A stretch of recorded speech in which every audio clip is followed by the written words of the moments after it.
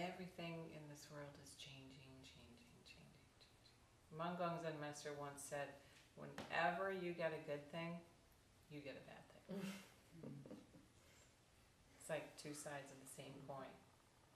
So you get that good thing, and with it comes the bad thing. That's the loss of the good thing, right? So everything is changing, changing, changing, and a lot of the stuff that's changing is out of our control.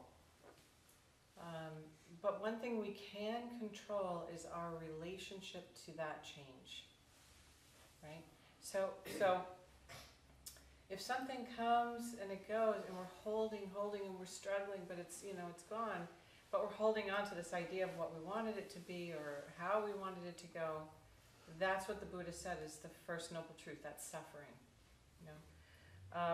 So even though it doesn't feel good, this person who hurt you is your great teacher. It's your Zen, it's your Buddha.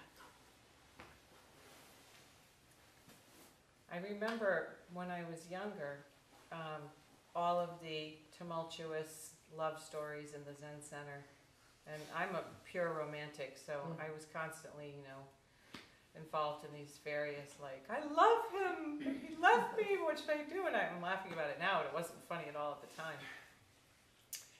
And I remember Sansanim going into his room crying a few times, what should I do?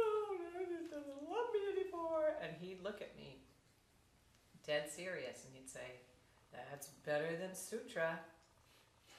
That's better than any book you're going to read.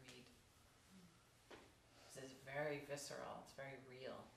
So that good situation is a bad situation, that Mangong said, bad situation is also a good situation. So Zen means, we can't control what comes along per se. I mean, we can to some degree, but to a great degree we cannot. It's out of your control if this other person says goodbye. But then, what do you do with that emotion?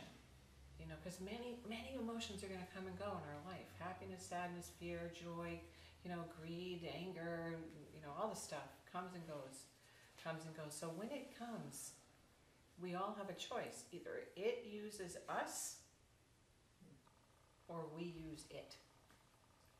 And being a Zen student means being able to harness that. So you use it to save all beings from suffering. That's your gasoline in your car.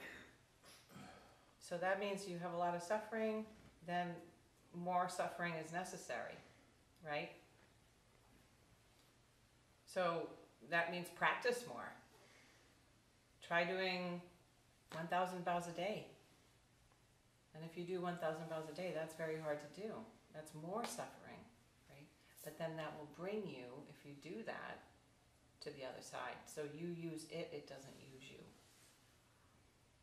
Very important.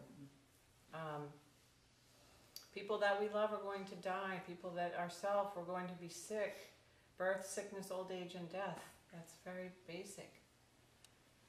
If someone else doesn't, do something to you, that's your body will do it to you eventually, right?